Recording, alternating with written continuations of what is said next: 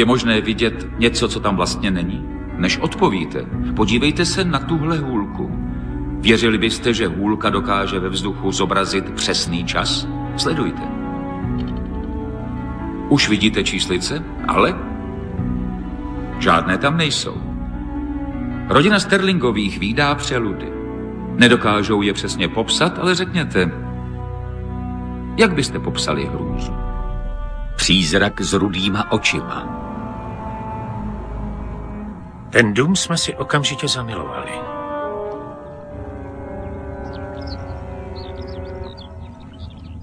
Bylo tam všechno. Velká zahrada za domem pro Billyho i nově vybavená kuchyně pro mou ženu Sally.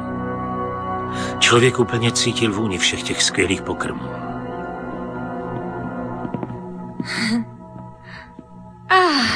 Je to nádhera. Líbí se mi to. No. Co říkáš? Bezva. Nádhera. Byl tu dokonce i pokoj pro naši věrnou chůvu Maggie. Měli jsme velké štěstí, že ji máme. Mezi ní a Billym byl velice úzký vztah. Je čas jít do postýlky. Tak jo. Byli jsme přesvědčeni, že v tomto domě nám nic neschází. Jednou v noci se ale Billy probudil a šel si do kuchyně pro sušenky a mléko.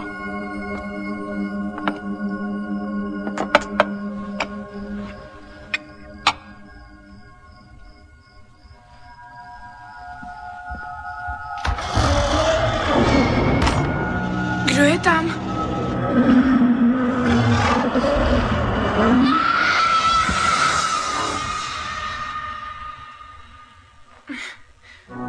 To nic, miláčku. To nic. Všude jsem se díval. Nic jsem nenašel. To se ti jenom zdálo, Billy. Maggie má pravdu. Žádná rudolká příšera není. To je dobré. To nic.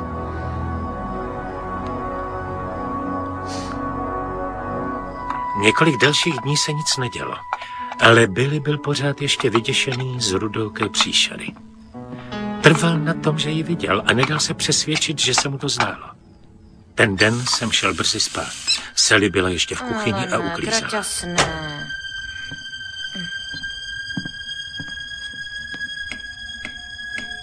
No tak.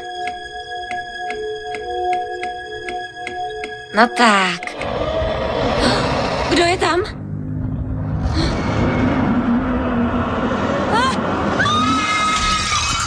Lindo, chci všechny informace o tomhle domě. Ano. Hned po ránu jsem zavolal realitní kancelář. Konečně jsem se dozvěděl, co se stalo v tomhle domě. Původní majitel se oběsil v garáži. Nenechal žádný vzkaz, žádné vysvětlení. Nikdo nevěděl, proč se to stalo. Jenomže v realitní kanceláři nás přesvědčovali, že v domě nebyly nikdy zaznamenány žádné paranormální jevy. Ne, já na takovéhle věci nevěřím, ale přesto jste to měli říct dřív, než jsme dům koupili, no. Dobře. Tak zaprvé chci říci, že v tomhle domě nestraší. Souhlasím s panem Sterlingem. Všichni jsme trochu nervózní. Ale musí existovat logické vysvětlení. A vysvětlilo se nějak logicky, proč se vlastně původní majitel oběsil? Jak to myslíš? Sebevražda přece nebývá logická. To je pravda, ale já vím, co jsem viděla, Done. Dobře, takže možná v domě nestraší, ale jak vysvětlíte, co jsme tedy v tomhle pokoji já i Billy v noci viděli? No, jestli vám můžu něco poradit, chce to hlavně klid. Počkat. Já už asi vím. Cože? Co to děláš? Podívej se tam.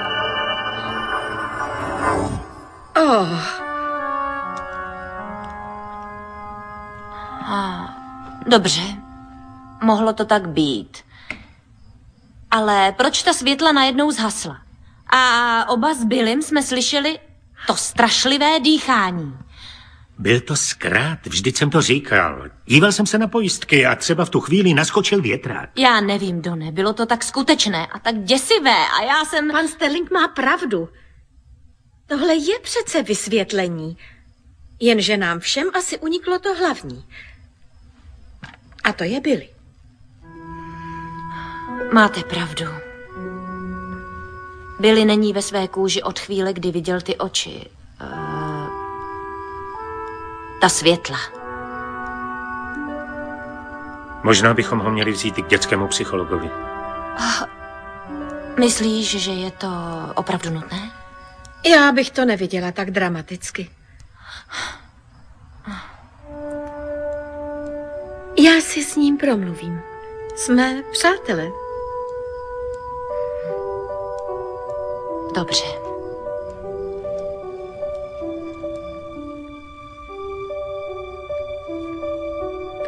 Pořád se ještě bojíš, viď, Billy? Maggie, bylo to fakt hrozný. Já vím, miláčku. Ale ty víš, odkud to přišlo, viď? Tady odsud. Ty máš nádhernou představivost. To je největší dar, který můžeš mít. Ale mně z toho bylo tak zle. No jistě, tak to přece bývá. Někdy si představujeme věci, které nás potěší, jindy zas něco, co nám nahání strach. A jak pak rosteme, tak si svých představ všímáme méně a žijeme už takový obyčejný a nudný život. Ale to se tobě nestane, viď? Kde pak? Slibuješ? Slibuju. Mám tě rád, Maggie. Já tebe taky, Billy.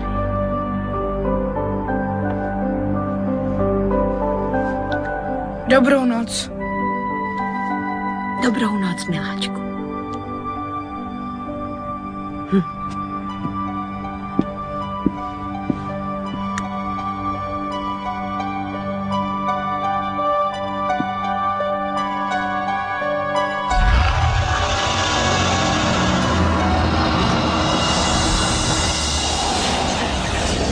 Působilo tam nějaké zlo? Pokud ano, mohla to být ta chůva. Ale i dřív se tam stávaly divné věci. Třeba ten rudooký přízrak teď Sterlingovi chránil. Od té doby se jim nepřihodilo nic zlého, prozatím. Je tento příběh pravdivý? Nebo z něj sálále?